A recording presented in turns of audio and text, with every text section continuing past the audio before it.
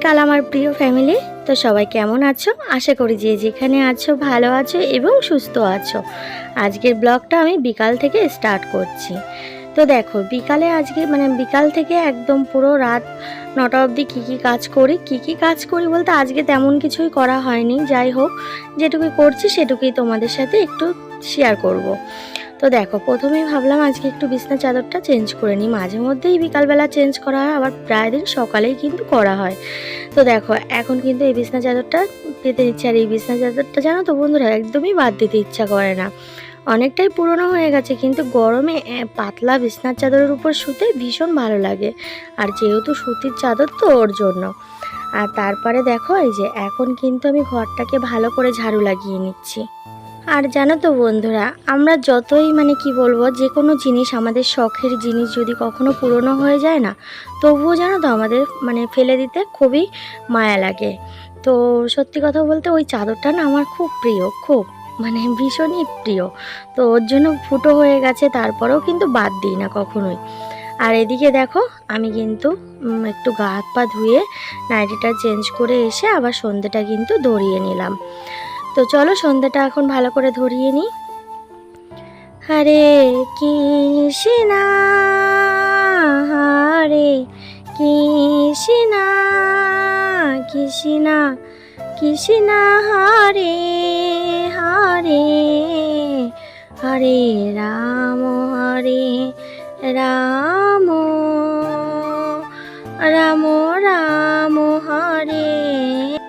তারপরে সন্ধ্যে ধরা এসে দেখো মাম্মামও ঘুমের থেকে উঠে পড়েছে। মাম্মামকে এখন একটুখানি চুলটা বেঁধে দেবো আর একটা জামা গায়ে দিয়ে দিলাম। আর সত্যি কথা বলতে মাম্মামের চুলগুলো অনেকটাই বড় বড় হয়ে গেছে, এখন রোজ না বেঁধে দিলে না একদমই ভালো লাগে না, চোখের উপরে এসে শুধু পড়ে। আর মাম্মামের একটুখানি মন খারাপ বলতে ঘুমের থেকে উঠলে যা আর কি করে বাচ্চারা ওইটাই, একটুখানি কোলের পাড়ে শুচ্ছে, একটু আমাকে আদর করছে। তারপরে আবার খিদেও পেয়েছে, খেতে দিতে হবে। তো মাম্মামকে দেবো, এখনই খেতে দেবো একটু খাবার বানিয়ে।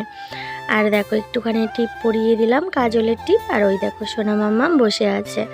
তো জামা কাপড়গুলোকে একটুখানি ভাঁজ করে নিচ্ছি। আবার ওর পাপার কাছে চলে গেছে, ওর পাপা বাইরে রয়েছে। আর এই যে এই দুটো দেখো একটুখানি মেলে দিলাম। আর ওই দেখো আবার চলে এসেছে আমার মাম্মাম সোনা এসে দেখেছো কি করছে একবার দেখো, দুষ্টুমি, শুধু দুষ্টুমি। ফোনটা লাগবে তার জন্য একটু আদর করছে। আমি বলেছি এখন তো ফোন হবে না, এখন তো পড়তে বসতে হবে, তাই না? তো বন্ধুরা, আমার এই চ্যানেলটা সত্যি একদমই নতুন। তো সবাইকে বলবো যারা যারা দেখছো অবশ্যই আমার পাশে থেকো, আর আমার চ্যানেলটাকে সাবস্ক্রাইব করে কিন্তু পাশে থেকো বন্ধুরা। তোমরা যারা আমাকে ভালোবাসো আমি জানি অবশ্যই তোমরা আমার পাশে থাকবে।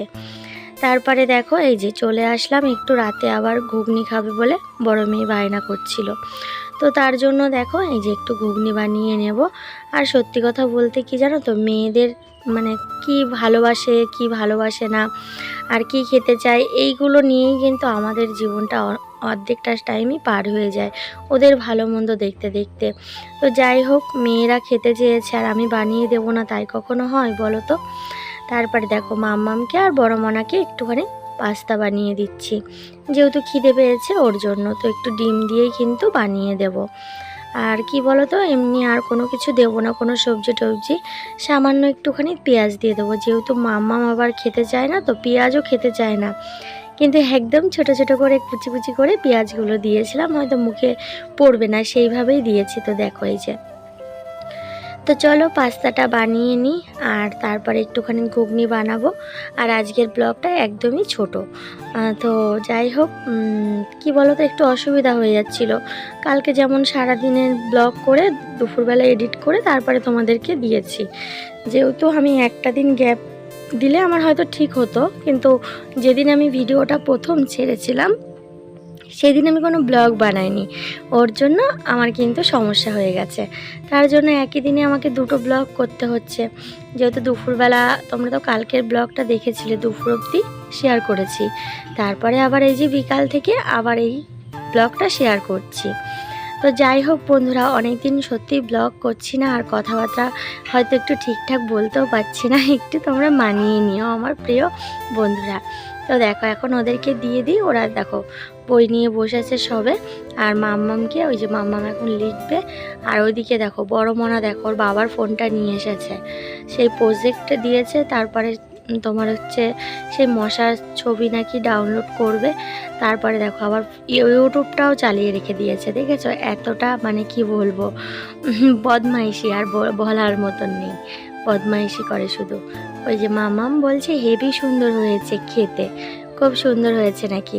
তো আমরা ভাবলাম আমাদের জন্য একটুখানি চাটা বানিয়ে দিই, তোমাদের দাদা ভাইয়ের জন্য আর আমার জন্য। তো একটু চা খেয়ে নিই, তারপরে তো ঘুগনি আবার বানাবো। ঘুগনির জন্য সমস্তটাই কাটাকুটি করতে হবে, আগে চাটা খেয়ে নিই তারপরে। আর আজকে আবার এমনি চা পাতা দিয়ে দেখো চাটা করে নিয়েছি। কালকে ওই যে প্যাকেটের চা আর 2টো পাতা রয়েছে, আর 2 দিন বানিয়ে নেবো, ব্যাস শেষ তাহলে। আর এই যে এখন নিয়ে নিলাম চা। তো চলো এখন চা খেয়ে নিই আমরা দুজনে মিলে, ঠিক আছে? আর সত্যি কথা বলতে কি জানো তো, একটু তোমাদের দাদা যদি বাড়িতে থাকে চা খেতে ভালো লাগে। এমনি বাড়িতেই থাকে অবশ্য, বাড়িতেই তোমাদের দাদাভাই কাজ করে। অবশ্যই তোমরা যারা নতুন দেখছো তাদেরকে অবশ্যই আস্তে আস্তে তোমাদের সমস্তটাই কিন্তু দেখাবো। তোমরা দেখতে থাকো আর আমার পাশে থাকো, এটুকুই বলবো বন্ধুরা। তারপরে চাটা খেয়ে এসে দেখো সমস্ত কিছু কাটাকুটি করে নিয়েছি, পেঁয়াজ কুচি, তারপরে আবার পেঁয়াজ কেটেছি এমনি বড় বড় করে, রসুন, আদা, টমেটো, গাজর গ্রেট করে রেখেছি, আর একটু শসা কুচি করেছি, আর একটু লঙ্কা। তো যেহেতু ঘুগনিতে না হলে তো এগুলো না হলে তো একদমই ভালো লাগে না, আর ঘুগনিটা একটু শেয়ার করতে পারিনি। সত্যি কথা বলতে কি জানো তো, ফোনে একটু চার্জ ছিল না, সেই কারণে। তো যাই হোক, ঘুগনিটা এখন দেখো সবাইকে দিয়ে দিচ্ছি, 4 জন মিলে নিয়ে নিয়েছি। আর আজকে জানো তো শ্বশুর বাড়িতেও পাঠাইনি, বাপের বাড়িতেও পাঠাইনি। অন্যদিন বানালে পারে বাপের বাড়ি শ্বশুর বাড়িতে পাঠানো পড়ে, আর আজকে আর পাঠাইনি কোথাও। বাপের বাড়ি যেহেতু মঙ্গলবার, ওর জন্য পাঠাইনি। আর শ্বশুর বাড়িতে আর মানে কি বলবো, আর ইচ্ছা করছিল না। তোমাদের দাদা ভাই বলছে আমার এখন আর যেতে ইচ্ছা করছে না, ওর জন্য আর পাঠানো হয়নি। কালকে দুপুরবেলা শ্বশুরমশাইকে সেই মাছ রান্না করেছিলাম, যেটা কালকে বলতে কি আজকে যেটা দেখেছো, আগামীকাল যে ব্লগটা দেখেছো ওইটাই, গতকাল, আগামীকাল না সরি গতকাল। তো শ্বশুরমশাইকে মাছের ঝোল দিয়েছিলাম, ডেকেছিলাম যে বাবু তুমি যাওয়ার পথে মাছের ঝোল নিয়ে যেও। তো বাবু এসেছিল, তারপর দিয়ে দিয়েছিলাম। তো যাই হোক, কি বলো তো, দূরে থাকে একটু, আমরা ভালো মন্দ খেলে তাদেরও তো একটু খেতে ইচ্ছা করে, তাই না বলো? ওই কারণে ভাবি কি না থাক, আমরা যা একটু ভালো মন্দ খাই, আমার শ্বশুর শাশুড়িও একটু খাক, তাহলে মনটা ভালো লাগবে। তো যাই হোক, দেখো এখন কিন্তু আমার ঘুগনিটা সুন্দর করে গুছানো হয়ে গেছে। তো বন্ধুরা কেমন লাগলো ব্লগটা অবশ্যই জানিও, আর ভালো লাগলে একটা লাইক করো, কমেন্ট করে জানিও।